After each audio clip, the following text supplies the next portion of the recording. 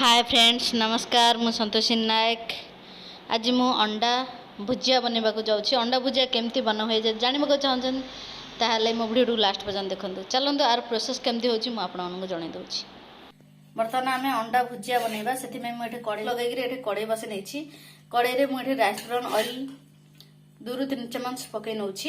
अंडा भुजिया बनवा में अधिक ऑयल दरकार से ऑयल 3 चम्मच पकई नहीं।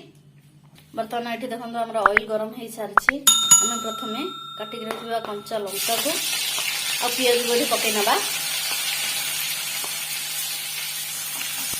आपको भल भाव फ्राए करनवा।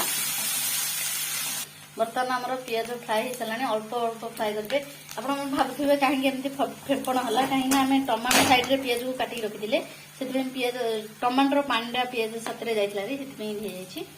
बर्तमान आम रसुण छेचा को पकई सारा पर एमती अल्प फ्राए करनवा।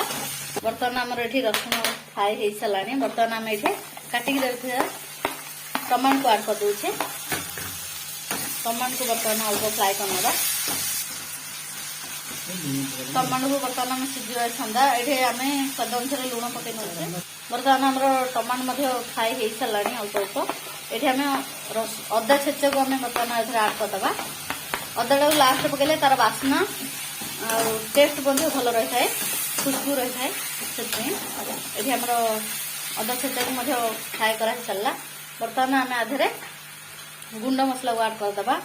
ये मु हलदी गुंड अल्प पकई नौ ये लंका गुंड अल्प पकई नौ आप राग हिसाब से आप पकई ने राग खाऊँ से अनुसार आ मु गरम मसला को आड कर दूची। ये सब मसला पकई सारा पर मुझे भल भाव अल्प मिसई नौची।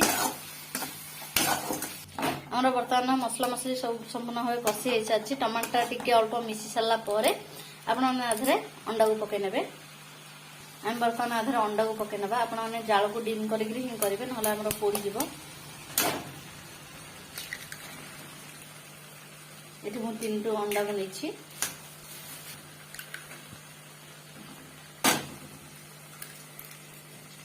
पकई सारा पर आपको भल भाव आप फेंटी देवे।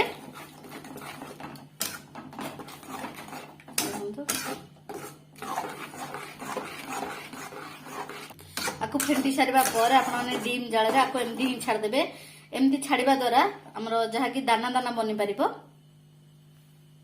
देखो आमर सेमती ही रखा जाइए। आपको बर्तमान आम भल भाव मिसई ना देखो आमर अल्प अल्प हो आसला दाना दाना आमर ये तेल टे ऑयल टे कम हो जाए मुझे ऑयल को पकई नौ अल्प।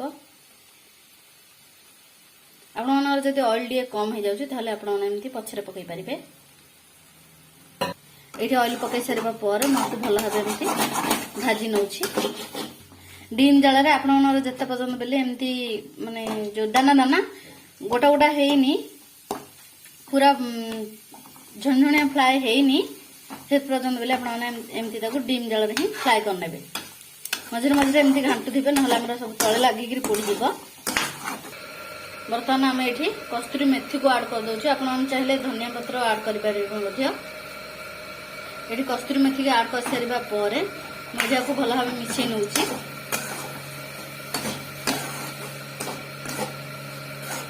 देखो आमर बहुत चुन चुन छोट छोट दाना है आप चाहिए आउ टे बड़ दाना करें। एमती छोट छोट दाना कले बहुत टेस्टी लगे होटेल टाइप टेस्ट आसी थाए। जिते बड़े आपणकर कड़े तेल छाड़ा आरंभ हम भुजिया ब्राउन कलर हो आसले आपने बाहर करने जानवे आपणकर अंडा भुजिया संपूर्ण भाव हो गला। बेसी ब्राउन करेंगे बेसी ब्राउन कले टेस्टा भल लगे। आपण मैंने भी एमती घरे बनातु खातु टेस्ट करूँ केमती निश्चय मत कमेंट माध्यम जनइबे। मु आशा करूँ वीडियोटी भल लगी निश्चय। जदि भल लगी मो वीडियो को लाइक करूँ शेयर करूँ कमेंट करूँ। मो चैनल रे न्यू होते सब्सक्राइब करूँ पाखे बेल आइकन को प्रेस करूँ ताकि सब वीडियो नोटिफिकेशन आपण पाखक पहुँच जापर आप देखिपारे जानीपारे मुझे कौन सब नुआ वीडियो नहीं आज वीडियो मुझे एंड कर मो वीडियो लास्ट पर्यटन देखी बहुत बहुत धन्यवाद। Thank you.